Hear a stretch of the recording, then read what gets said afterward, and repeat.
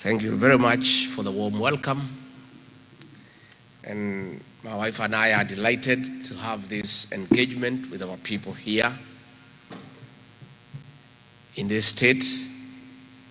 And since we arrived almost 2.5 weeks ago, we have been received with a lot of love and compassion. We feel taken care of, and we are very happy by the love the people of Kenya have shown us, and we feel at home far away from home. In fact, were it not that there's a lot of work for me back home, I will not mind staying here for quite a while. I'm well relaxed, I'm well taken care of, I'm feeling pampered, I'm being treated like a small baby. That has not happened to me for a long time. So I'm very happy, and I'm looking forward to further engagements. As I came to the US to look for our people from Kenya, to engage them because all is not well at home. That opinion that what is happening at home needs your attention, because we must work on it together. More than even I, you know what's going on back at home because you are in touch with the people at home. And the challenges that our people face back at home are your challenges, because you take care of many families. When the cost of living becomes unbearable in Kenya, you feel it yourself here. The shopping you used to do for your mother 3 years ago for 20,000 shillings, today you do it with 50,000. True or false? So you guys know all is not well. You know what is happening. And I came to look for you for an engagement to see how do we fix our country, because at the end of it all, even as you work here, as you live here, east or west, home is best. Kenya is your home. And when Kenya is paining, you pain too. When Kenya is hurting, you hurt too. When Kenya is happy, you are also happy. So you are very serious stakeholders back home, and that is why I came to engage you. On 3 fronts. 1, how do we fix Kenya together? 2, what is the place of the diaspora brigade in our national development? And how do we make you more involved in steering your own country? Number 3, how do we engage continuously so that your views count? Nobody knows it all. And the administration that we intend to ask the people of Kenya to give us an opportunity is an administration that will have continuous engagement with the people of Kenya as our modus operandi.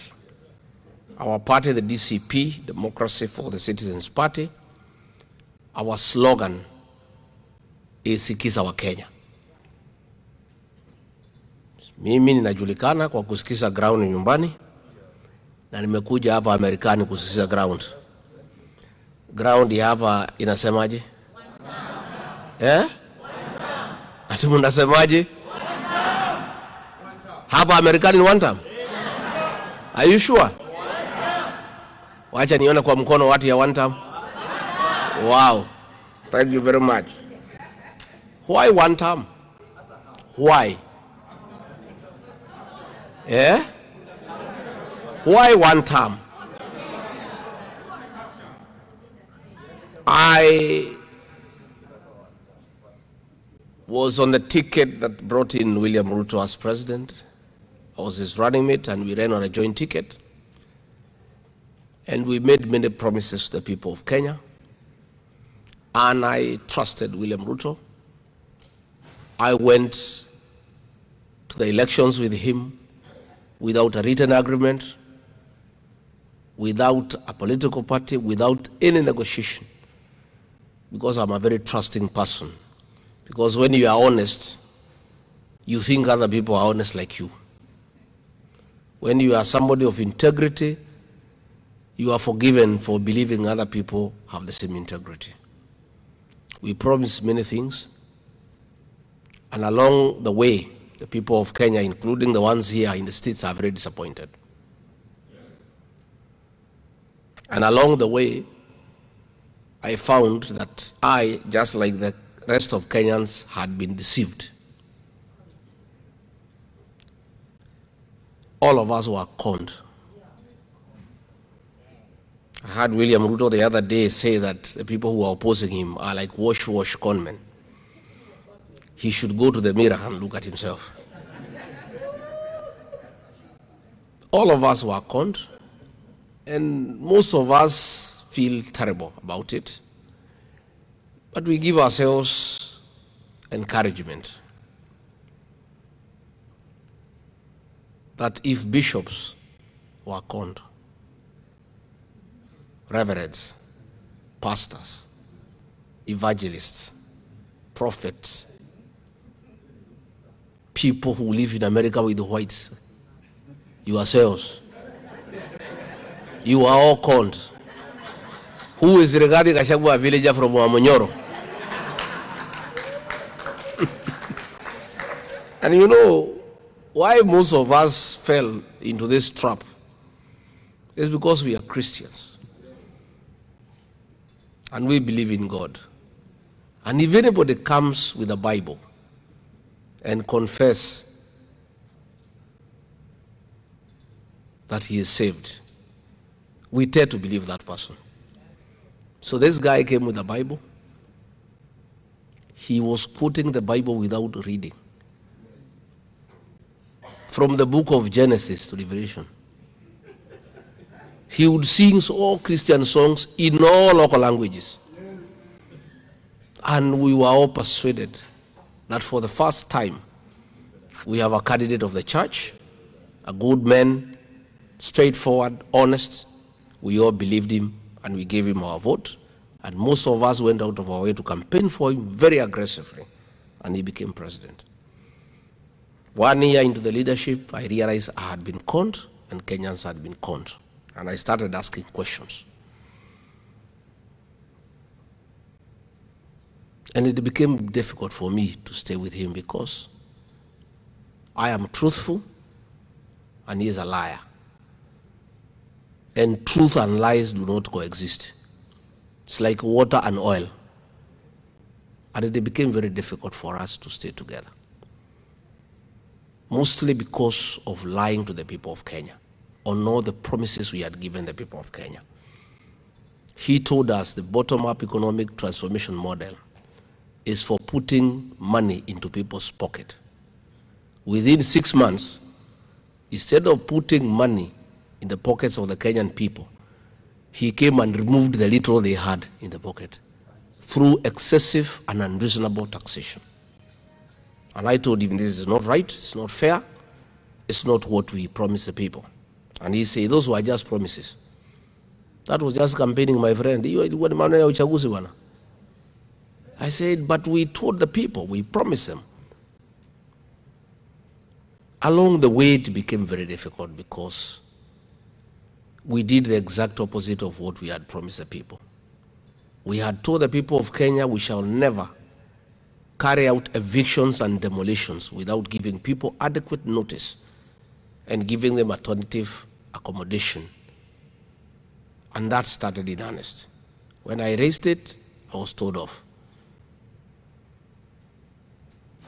Corruption, stealing of public funds. The e-Citizen platform is a conduit for theft of public funds. The Auditor General has issued a report to say those funds cannot be traced. More than 45 billion Kenya shillings that have been collected through the e-Citizen. That money cannot be found anywhere. The affordable housing program is a con. Governments all over the world don't put up houses for people. Governments provide services, roads, water, electricity, drainage, sewage. And then the private sector will do the houses. Mwai Kibaki, the celebrated third president of the Republic of Kenya, never did any housing program as a government program. But he did put up the Thika superhighway. He opened up all the bypasses, and the houses came up on their own without his intervention, without any government intervention. That's the way you do housing. You don't have to do houses. You just put up the infrastructure, and the Kenyan people will do the houses. So things became very difficult. The opposition was captured. Raila was bought and pocketed, and he started singing. He became a member of the praise and worship team. But he became the soloist. Parliament was captured. All institutions of oversight were captured, and there was nobody to talk for the people of Kenya. As it happens, nature abhors vacuum. So, since there was nobody to talk for the people of Kenya, some little boys and girls not known by anybody before, called the Gen Zs, came up to fill up that space and started demanding transparency and accountability for the people of Kenya. They started challenging taxation. And that is where now I differed completely with William Ruto. He went for these children with a brutal efficiency. Young children were abducted and held incommunicado and tortured into silence. Then the killing began. And that's when I told him it is not acceptable and I cannot be party to it. Because one, I'm a parent, I have young boys of the same age. Two, I'm a Christian. Number three, I'm a human being. And I said no. So 2024, June 24th, a decision was made to kill our children. And I disagreed with it as deputy president. And I was left out of the decision-making process. On 25th of June 2024, young children were butchered in the streets of Nairobi. I flew to Mombasa, I called a press conference as deputy president, and I told William Ruto off. And I told him it's unacceptable to kill children. And I'm not part of it. And I condemned it as deputy president. And of course, he began the process of removing me from office because of calling him out publicly. I had a choice to play along, let him kill children, be part of it, allow him to steal everything from Kenya, and stay in office and be a happy guy, fly all over the world, have security, have money and all that. But I chose to sacrifice my job for the sake of our children, for the sake of our country. And that's when he mobilized Parliament, spent over 5 billion shillings to bribe members of Parliament and the Senate to get me out of office. Along the way, he offered me 2 billion shillings to resign peacefully. I refused. I said I'll stand for the truth and for the people of Kenya. And since I left office, that is what I have done. And I have, with other leaders, kept the government in check and stopped most of the excesses. Had I mellowed and chickened out the way I was being advised by people to lie low and come and hide here in America, the wanton killing of our children, the raping of the Kenyan economy would have been to unprecedented levels. I don't want to blow my own trumpet, but in my own small way, alongside other Kenyans, I have made some contribution to check William Ruto and government and slow them down.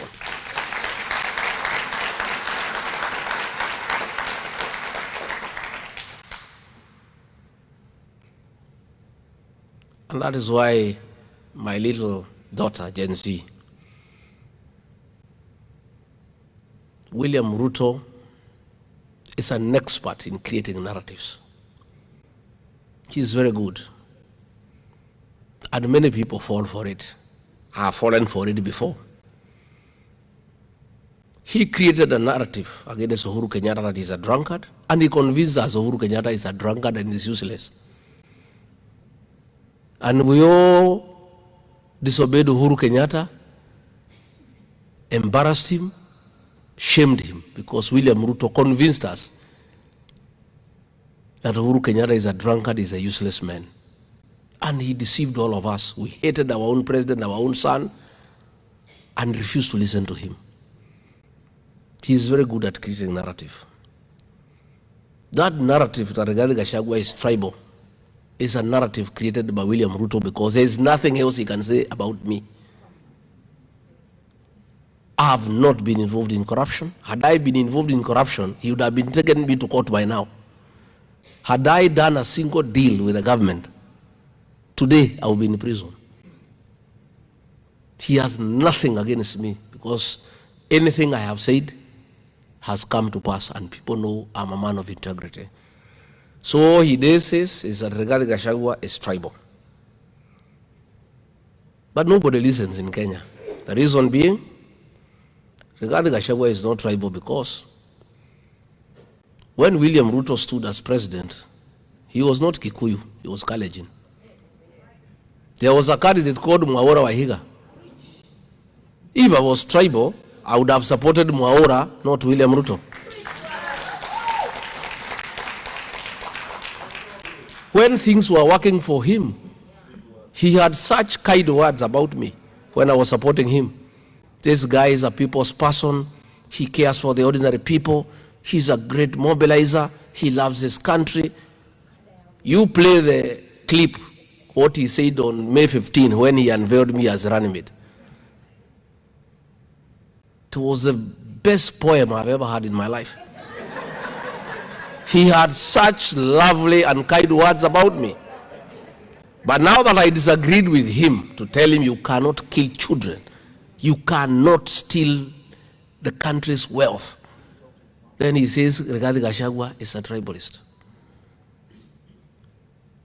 My daughter, please, don't fall into that narrative.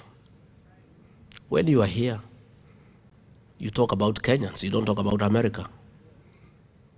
Every group of people have some identity. Never allow anybody to make you feel embarrassed about who you are and where you come from. That narrative by William Ruto is meant to intimidate the Kikuyu nation and to make us feel sorry about who we are and challenge our capacity to work hard. And that is why when I get an opportunity, I must remind the country that the Mount Kenya people have not been given any advantage by anybody. They are wealthy, they are enterprising because they work hard. They are industrious, and they must be allowed to be. If I keep quiet, the people will be intimidated to feel sorry about themselves and who they are. Nobody has given the people of Mount Kenya any advantage. If you want a loan, you must pay security. If you want a business, you must pay licenses. The people are simply hardworking. By me saying they are hardworking, I never said anybody else is lazy. No, I don't believe in negative ethnicity, but I believe in affirming my people and who they are, and I defend them from intimidation. My daughter, if you follow what happened 2 weeks before I came to America, you realize why I have to defend the Mount Kenya people. Businesses for the Mount Kenya people were targeted for destruction. In other areas, they were not destroyed because they wanted to intimidate the people of that region into silence. If you look at the people who are arrested and taken to court, 92% are from that region and charged with terrorism. If you do remember, there was a meeting in Mount Elgon where William Ruto was seated, and the MP for Ebuya West, Honorable Wanyama, said that all communities will gang up to isolate the mountain people. And William Ruto was there laughing and clapping. Somebody must defend the mountain. If all of us get intimidated and allow the people to be intimidated and to be made to feel sorry as to who they are, what happens? And I say, I don't have to be president. I don't have to be anybody in Kenya. And if I'll be nobody, because I stand with people, let it be.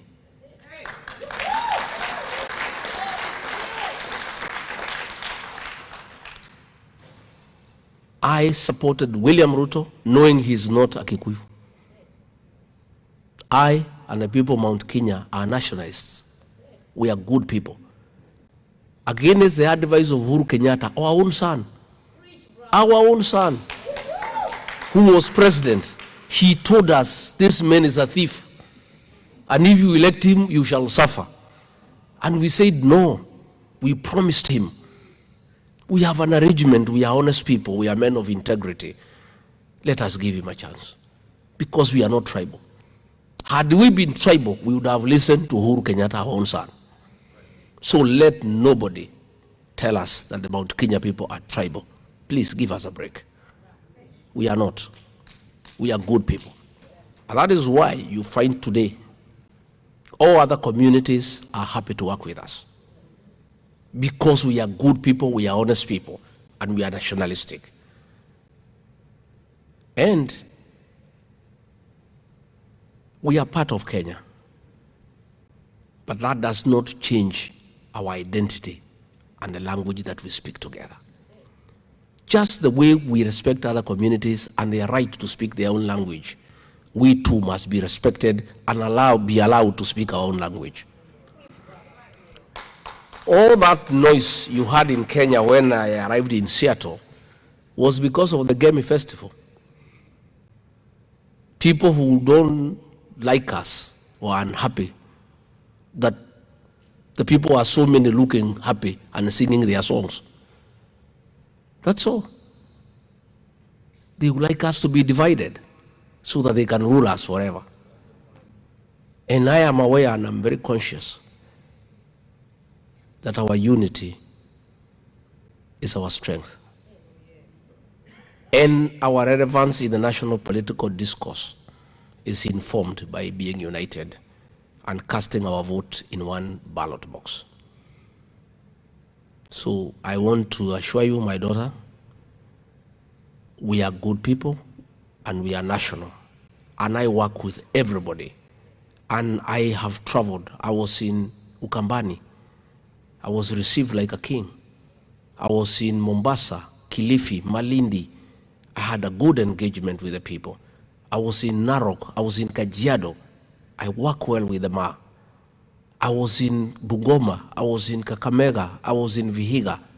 I was appreciated by those people. The people of Kisii are waiting for me because they know I'm a Kenyan leader. I am a nationalist. But much as I'm a Kenyan, I'm a nationalist. I come from somewhere. And I retain my right to talk for those people if I find somebody who wants to throw them under the bus. And that is something that we must do all the time. Why do we say one term? And that's why I need your help, because you are part of Kenya. I heard William Ruto saying that we are saying he should go. He should be one term, and he is wondering why he should go. William Ruto, aka Kasongo. Kenyans have a problem because you have raided the payslip and made the middle class impoverished and destroyed their capacity to transact. Effectively, they can't create jobs because any country is driven by the middle class only when they have purchasing power. This payslip you have raided, a group of people need to get you out so that we can restore the dignity of the payslip and the payslip holder. And once we do that, our economy will thrive. Education is the greatest equalizer. All of you who are here have been through school. And for you to get a job here, you must have some papers. There is nobody who understands and who appreciates the value of education more than the group seated in this room and your colleagues in the United States and the rest of the world. Most of you, when I look at your age, are great beneficiaries of free primary education by Mwai Kibaki. William Ruto has interfered with education and withdrawn funds for free primary and secondary education, which means that children from less fortunate members of the society will have no access to education. For us, when you look at our universities, most of you who went to Kenyan universities are beneficiaries of HELB, Higher Education Loans Board, that was working. William Ruto has destroyed it and brought some mongrel of some financing model that is not working, and most students are at home. For us to restore the education system and make sure that the future of our children is secured, William Ruto must go.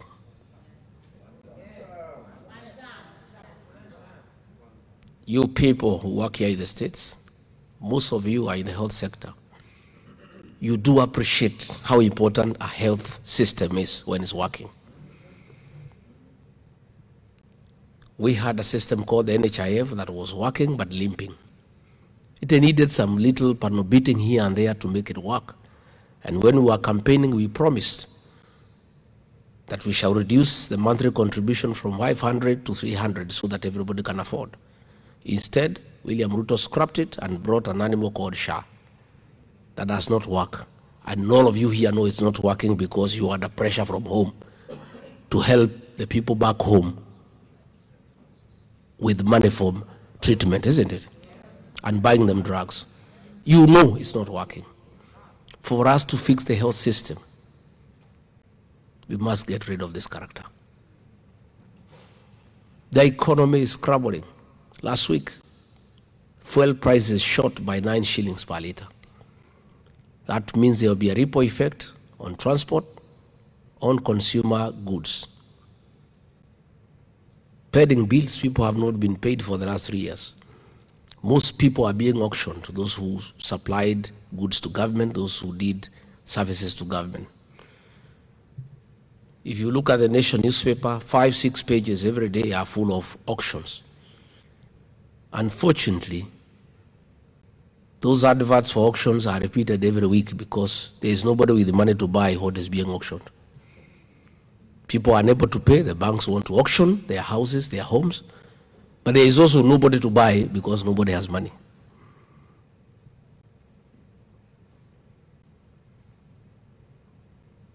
Nobody since independence has ever played around with the military. The military is a very respected institution in Kenya, and across the world, our Kenyan soldiers are celebrated for being professional. They take care of our borders, they take care of our country. It's an institution that we don't even like talking about in terms of politicizing it. For the first time since independence, our soldiers who have been well taken care of by the state are being told to go and buy their own food. There is no money to feed them. We have always fed our soldiers. There is no country in the world that should not feed its soldiers because those are the men and women patriots who defend our borders. These are things that are unprecedented, that have not happened. That soldiers are being told, instead of staying in the barracks and having their meals, to go and look for food outside. When you look at foreign relations, we have a foreign policy, non-interference with the affairs of other nations. We have interfered with what is happening in Sudan because of conflict of interest. The president is openly supporting a rebel group because he is in business with the rebels of gold. And Kenya is assisting in sending arms to Sudan. Those arms are killing women and children. In the process, Sudan has suspended the importation of our tea as a protest. President is interfering in DRC because he is interested in the business of smuggling gold. Again, Kenya is in a very difficult situation internationally. You find that State House has become a crime scene. It's a center of corruption and bribery. Money meant for education has been diverted from the National Treasury through the National Intelligence Service. It's withdrawn in cash every Friday and given to the president in cash. This is the money he's using to bribe our bishops, our reverends, our pastors, our politicians, our MCAs, and it's the money that Soprano is using to go around the country bribing women and young people for political support. That's why there is no money for education. There is no money for medicine. There is no money for anything because all the money is being stolen and being used for politics. The abuse of the Bill of Rights, freedom of speech, freedom of movement, freedom of association, freedom of the press are dear ideals that are very well protected in the 2010 Constitution. All this has been thrown out of the window, and in Kenya now there is a lot of suppression. Telephones are being monitored, there is no privacy, and everybody feels intimidated. People are being arrested on Fridays and charged with terrorism when they have done nothing wrong other than just speaking out as provided for in our Constitution. Abductions of young people, the killing of the Gen Zs, is totally unacceptable. And that is why this regime must be one term, because we cannot allow anybody to kill our children. And that is why I know all of you are worried, because you have children back home. You have relatives back home and you don't know what will happen. So these are things that are very scary. And again, the use of the criminal justice system to manage politics. Harassment of leaders. The Honorable Mukonji, the MP for Manyata, the Honorable Jane Kehara, the MP for Naivasha, have been arrested and with trumped up charges simply because they are calling out Kasongo. And of course, what is very worrisome and callous is the temerity of William Ruto, that he is no longer pretending about killings. Kipchumba Murkomen, the minister in charge of Interior, publicly and shamelessly, in total disregard of the law and the Constitution, gave out an order to police to shoot, to kill. And the police did so on June 25th and on 7th, because they had orders from the minister. People were up in arms, and instead of the president admonishing him and correcting the situation, himself, an elected president, publicly said that people should be shot in the leg, shamelessly and in a very callous manner, something that has never happened since independence. A president who is elected by the people giving orders to police to shoot people in the leg.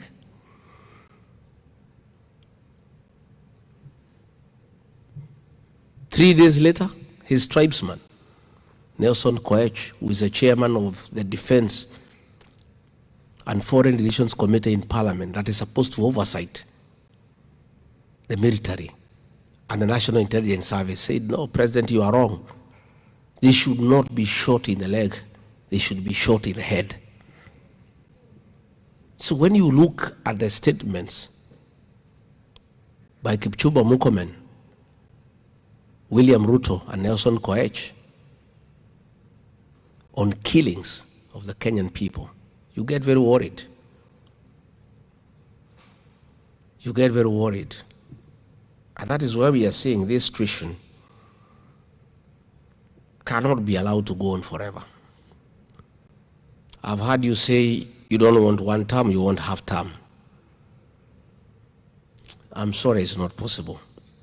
There has to be one term, painful as it is, because we have a constitution and we want to change government through an election in accordance with the constitution.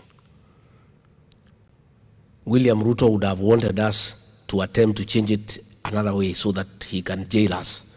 That is why when people went to the streets, he was saying it's a coup. Nobody wants to overthrow William Ruto, and nobody will overthrow him.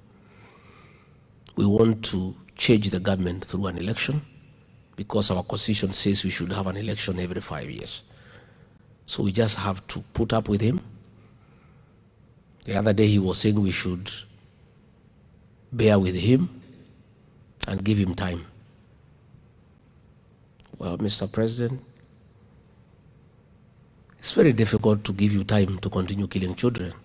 You're asking us to give you more time to kill our children, to shoot them in the leg. You're asking us to give you more time to empty our national treasury and divert those funds for politics. But we don't have a choice because Kenya is a constitutional democracy. We just have to persevere for the 2 years, hoping that we'll find something in the national treasury and hoping that you not kill all of us. In the unfortunate event you don't stop the killings, probably you can kill 5% of the population, but the 95% will still be around to send you home. So I want to say, as I now come to the issue of the diaspora, please assist us by talking to your people back home and tell them that they must remain steadfast, they should not be intimidated, and they must be ready to make William Ruto a one-term president. Will you do that?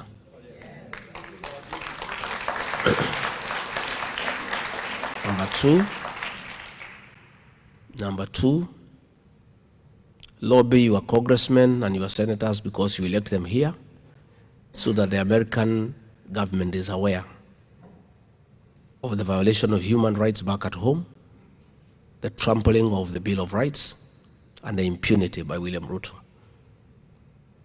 Because America respects democracy, and it's good that the American government knows you have the capacity to lobby your congressmen and women and your senators so that they know what is going on. This movement, we are driving it at home. From here, you can also help us. Our party DCP requires resources. Whatever you can contribute is welcome to be put in good use so that we push the agenda for the next 2 years. Even as I'm here, the movement is going on. Today I addressed 4 meetings through phone in Embu, Runyenjes, Manyata, and Nyeri. Yesterday I addressed a meeting in Kwamaiko. Tomorrow or this morning, because of the time difference, there will be meetings in Murang'a. Another time there was a meeting in Loitoktok. We need to, our team there is doing a great job. And that shows you this movement is not about Rigathi. It's a Kenyan movement. The one-term thing is going on in my absence. The other day I had seen Duale say that this one-time thing is about Rigiji. I'm not in Kenya, I'm in the States. One time is moving on. It's beyond Rigiji. Even if today somebody persuaded me to try to stop the one-time movement, I will be swallowed by the movement. It's beyond Rigiji. This thing is real and is heavy. Yeah. Yeah.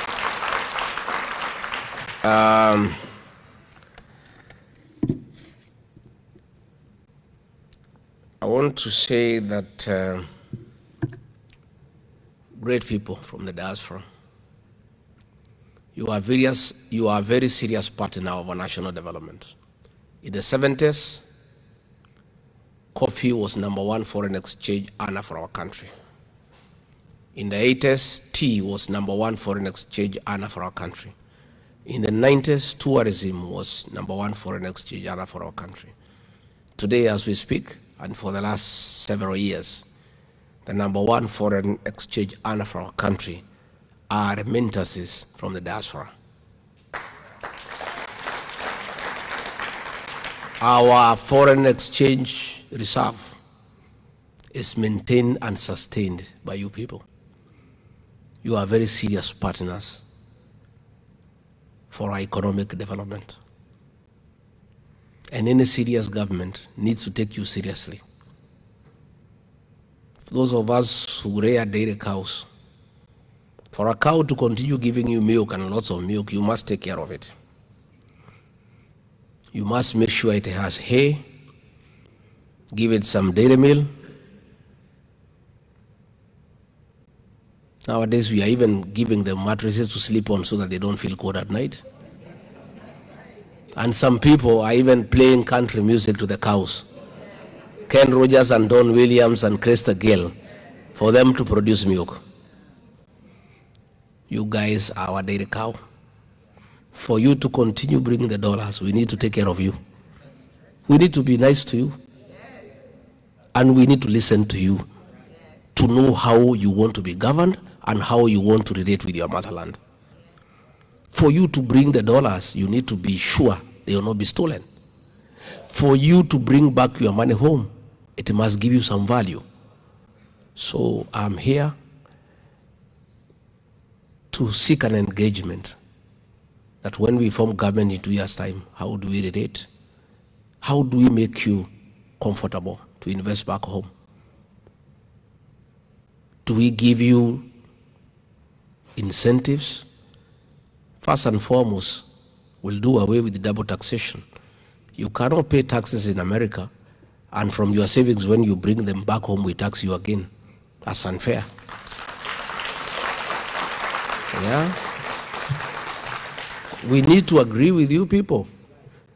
Can we have a diaspora bond where when you invest your money, we give you a certain interest rate that is slightly higher than what you are getting in the country where you are working, so that we encourage you to bring back your money home? How do we make sure that your savings back home are safe? That is a conversation that I want us to get into. Again, you people must come and develop your country. This country, we are not going to develop it alone. I'm seeking a partnership with diaspora. I want you to be part of our government. We are not going to run it alone. If Professor Choti here has been in America here for 22 years, and he has some skills that can be useful in our country, why not bring him into government to come and add value to what we're doing? What would it cost me as president to get diaspora people to take charge of our embassies across the world? Because they know, they understand those countries more than we do. They know what Kenyans want in America. They know how we can relate with the Americans to come and invest home. Why do you go to look for other people when you have people who already know how to deal with the situation professionally and in an effective manner? And I'm not just talking. Me, I'm a truthful man. This is a promise that I want to keep. Yeah? I want I want a very serious engagement with the diaspora. I would like you to be the people in our embassies, either as ambassador or deputy ambassador. And for consular services, why do you want to go and bring people who have never been here? How would they understand the challenges the Kenyans face here?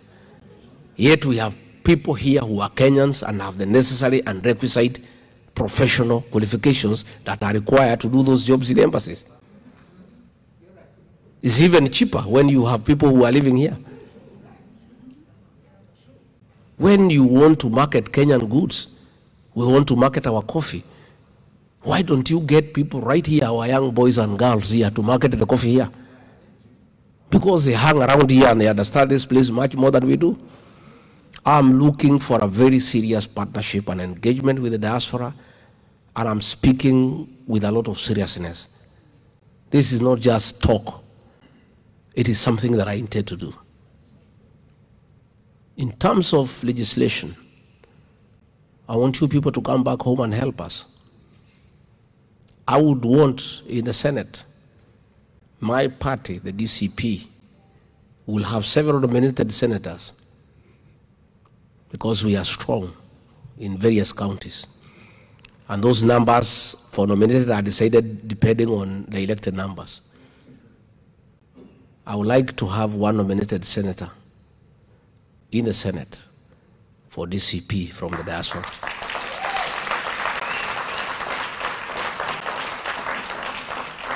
So that you come and enrich our thinking and share with us best practices seen elsewhere. Similarly, we also want somebody from the diaspora to be a nominated member of the National Assembly to assist us in legislation and oversight. I have seen the success of devolution out here. The counties are working. I've been here, I think I was in Boston, and we were in a hall like this one, and there was heavy rain, very heavy, for almost an hour. We could not even hear each other. By the time we came out, you could not even know there was rain, because the drainage system works. You cannot tell that there was rain. If that kind of rain was in Nairobi, you would require Mkokoteni fellow to take you across. In all the counties will be strong. Over 25 counties where we'll be very strong. It's my proposal to get at least a nominated, specially elected MCA from the diaspora in each of those counties to assist us. To oversight the counties and to come up with the county legislation that will enhance devolution. So that is my offer, and we'll continue to engage, and I'll be a frequent visitor.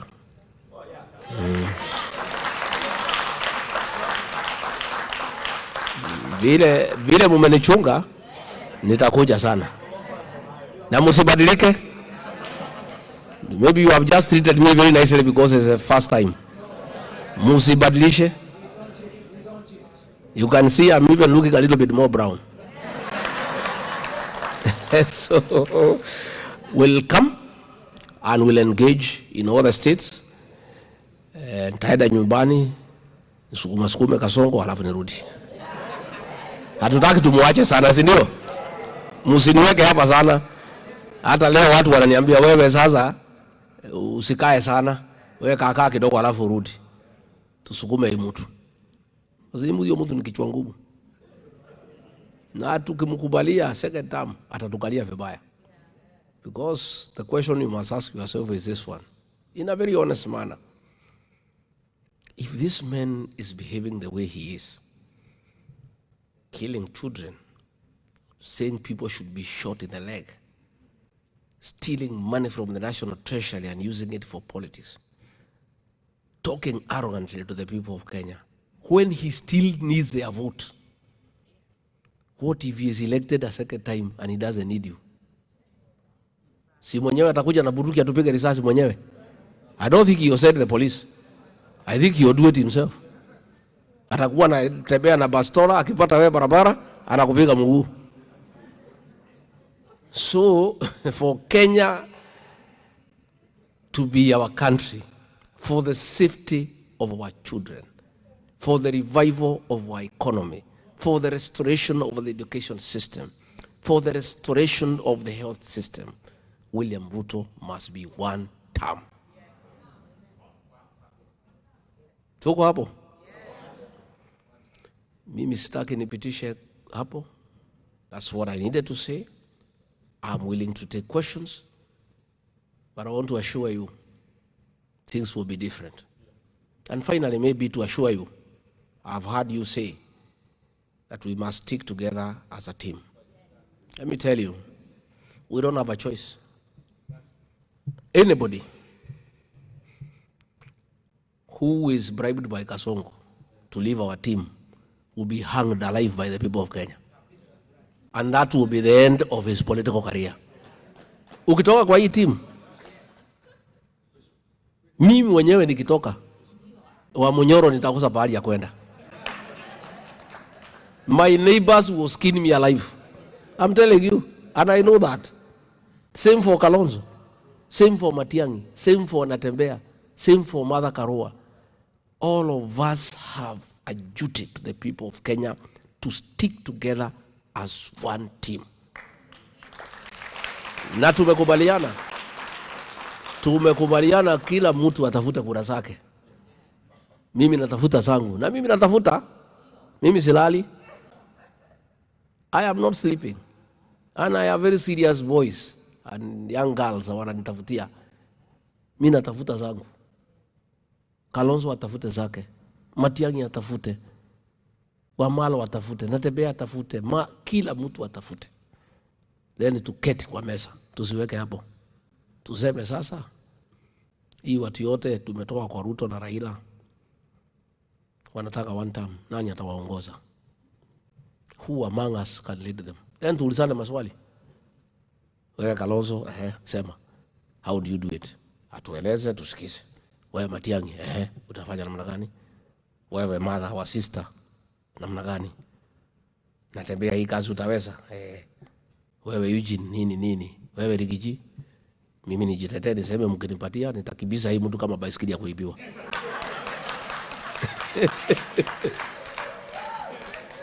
Then bora tutoe one, and I want to give my commitment here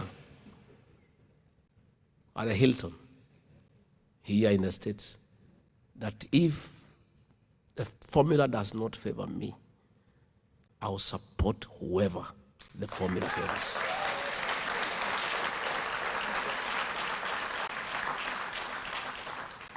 We must sacrifice for the sake of our country, and not because of our tribe, for the country called Kenya. And there is no Kenya who is not suffering. I met some guy here, I've seen him around here from West Pokot, and he told me they are even suffering more than the people in Nyeri. I have talked to people in Bomet and Kericho. They are crying. Every Kenyan is suffering. So this is a Kenyan cause. And it's not about tribes, not about communities. The only thing that happens, my young daughter, Kenyan politics, you cannot win without a coalition of regions. And what you do in politics, just like we do in homes, you cannot go to your neighbor to tell your neighbor not to stop quarreling with his wife and children. They should work together with his wife and children so that they don't make noise to you as your neighbor. When in your own house is even more noisy. You first put your house in. Yeah, you get your wife, your children, you sit them down, you agree as a family, you are united, and you are peaceful. And that house is having love and unity and living peacefully. Then if your neighbor is beating his wife, you go there and say, no, please, why don't you live like us? So what we have done is first you take care of your house. and then you go and look for friends and neighbors. And that is what I did. I united my own house, and the children are happy, and everybody is happy.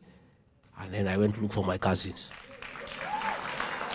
Senor, how do you go to engage your cousins when your own son is not listening to you? Uko na shida na mtoto wako na bibi yako, alafu naanza kusema cousin kuja tukae pamoja. You must first take care of your house. When your house is one and is talking the same language, then you go and look for your cousins.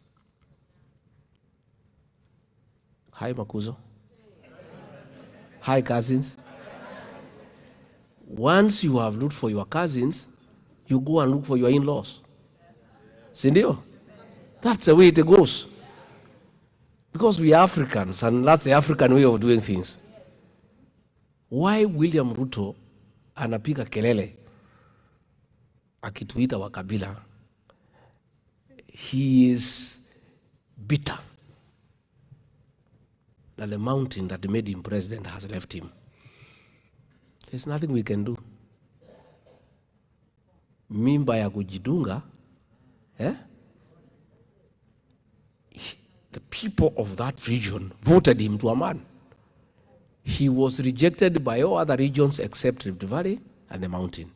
Coast rejected him. Northeastern rejected him. Nyanza rejected him. Western rejected him. The mountain and Rift Valley supported him. He betrayed the mountain. He mistreated them. They have left. Instead of thinking of how he can talk to them, he is abusing them and calling them tribal. It's a case of sour grapes. Unajua kakabweha alipoona matunda iko mbali, akijaribu kurukia na hafiki, anasema hata haijai. That is the situation. And let me finally, so that I allow questions. Although Raila Odinga and his members are abusing me and abusing the mountain people for no reason, just because they are with Ruto. Raila Odinga is an old man. And you know, like I have seen here in America, you take care of your senior citizens. And we must always take care of the elderly. Bwana Prime Minister, wewe, ile kitu hiyo Kasongo wataonesha wewe, uliza mimi. The guy is pretending to be nice to you, but utakuja kuniambia. If he called me and the whole mountain, na sisi vile tumesoma, na vile tunajifikiria tumejanuka. This, when he brought Raila, nikamuliza huyu mzee, umemuleta, yasema bana, we are just managing this mzee. Tumtafutia kitu kidogo ya kukula anyamaze. Alafu tumwambie kuna hii kitu ya report ya dialogue apoe, lakini it will go nowhere. I want to tell you, Raila Odinga, William Ruto told me that NADCO report will go nowhere. He's just calling you, and he has told Ichung'wa and company in parliament to delay it until the next election. So you are there waiting for Ruto to implement the NADCO report. There is nothing, he will not do it. Again, he told me, and I have seen it has come to pass, that he'll be close to you and he'll divide ODM right in the middle. Today, as we speak, ODM fellows are abusing each other. The Luo MP leaders of ODM are abusing the Luya ones, and the Luya ones are abusing the Luo ones. Just what William Ruto told me, that I'll go near this ODM, it's a strong party, I will divide it right in the middle. So wewe mzee Raila, although watu yako wananitukana, wacha nikuchanue kidogo. Wewe Ruto atamaliza chama yako ya ODM. NADCO will never see the light of the day.